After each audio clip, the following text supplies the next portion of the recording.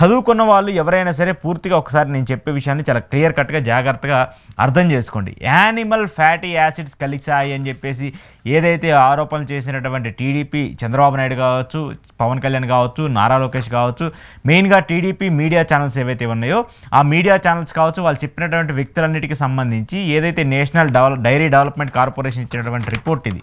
National dairy development corporation ఇచ్చినటువంటి రిపోర్ట్లో ఎక్కడా కూడా యానిమల్ ఫ్యాటీ యాసిడ్స్ లేవు అని చెప్పేసి క్లియర్ కట్గా చెప్తుంది. అంటే ఫస్ట్ వాళ్ళు ఏదైతే మాట్లాడుతూ వచ్చారో ఆ మాట్లాడిన దాన్ని అంతా కూడా అబద్ధం అనే విధంగా కూడా ఈరోజు సిట్ చెప్తూ వచ్చింది. అయితే రెండో విషయము, నెయ్యిలో లడ్డుకు సంబంధించి నెయ్యి కల్తీ అయ్యిందా లేదా అనేది మీరు అందరూ అడగవచ్చు. ఖచ్చితంగా ఆ లడ్డుకు సంబంధించి నెయ్యిలో కల్తీ జరిగింది, యానిమల్ ఫ్యాట్స్ ఎక్కడా లేవు, నెయ్యిలో కల్తీ జరిగింది అనేటువంటి అంశాలకు సంబంధించి మేము విచారిస్తున్నాం. దాంట్లో త్వరితగతిన అంటే ఫస్ట్ ప్రయారిటీగా మాకు ఒకటి బయటపడింది. ఆ ఫస్ట్ ప్రయారిటీగా సంబంధించి పామ్ ఆయిల్తో కలిపి కొన్ని యాసిడ్స్ని కలుపుతూ ఉన్నారు. దాంట్లో మోనోగ్లిజరైడ్స్ యాసిడ్స్ కావచ్చు, లేదంటే ఎసిటిక్ యాసిడ్స్ కావచ్చు, ఎక్స్ట్రాస్ కావచ్చు, ఇలా కొన్ని యాసిడ్స్ని పామ్ ఆయిల్తో కలిపి దాన్ని గీగా మాడిఫై చేస్తూ ఉన్నారు. అలాంటి గీ శాంపిల్స్ని మేము కొన్నిటిని కనుగొన్నామని చెప్పేసి సిట్ చెప్తూ వచ్చింది.